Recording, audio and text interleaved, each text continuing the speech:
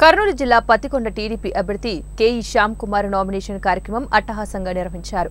నియోజకవర్గ పరిధిలోని 5 మండలాల నుంచి కార్యకర్తలు, టీడీపీ అభిమానులు, కేఈ యువసేన సభ్యులు భారీగా తరలివచ్చారు.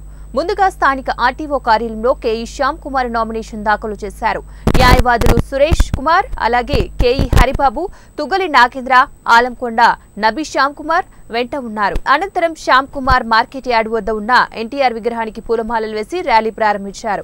మేళతాళాలు, డప్పు వాయిద్యాల మధ్య కార్యకర్తల కేరింతలతో గుత్తి సర్కిల్ వరకు ప్రదర్శన కొనసాగింది. మార్కెట్ యార్డ్ నుంచి చక్రాల రోడ్డు, తేరు బజార్, వడ్డేవాళ్ల కట్ట మీదుగా గుత్తి సర్కిల్ వరకు ప్రదర్శన నిర్వహించారు. గుత్తి సర్కిల్లో ప్రజలను ఉద్దేశించి శ్యాంబాబు మాట్లాడారు. అత్యంత వెనుకబడిన పత్తికొండ ప్రాంతం అభివృద్ధి చెందేలాగా విద్య, వ్యవసాయం పైన దృష్టి సారించుతామని చెప్పారు. పత్తికొండను వెజిటబుల్ హబ్ గా మార్చేందుకు కృషి చేస్తామని ప్రజలకు హామీ ఇచ్చారు.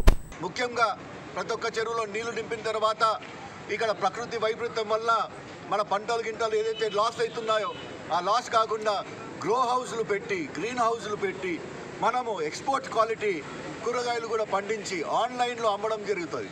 మరి ఇవన్నీ కూడా మేము బీయింగ్ ఫార్మర్ అని చెప్పి ఒక సంస్థతో మాట్లాడుకున్నాము. వాళ్ళతో మాట్లాడుకొని ఏదైతే ప్రొడ్యూస్ ఇక్కడైతే పెరుగుతుందో ప్రతి ఒక్కటి కూడా ఆన్లైన్లో అమ్మించే బాధ్యత వాళ్ళు తీసుకుంటున్నారు. మరి జ్యూస్ ఫ్యాక్టరీ అని చెప్పి ప్రతి ఒక్కరు అడుగుతారు, టమాటో జ్యూస్ ఫ్యాక్టరీ అని. నీళ్ళు వచ్చిన తర్వాత ఉత్త టమాటోలే కాదు, ప్రతి ఒక్క కూరగాయ కూడా మనం ఇక్కడ పండియచ్చు. మనం ఇక్కడ వెజిటేబుల్ హబ్ తయారు చేయాలని చెప్పి ఒక ఆశ.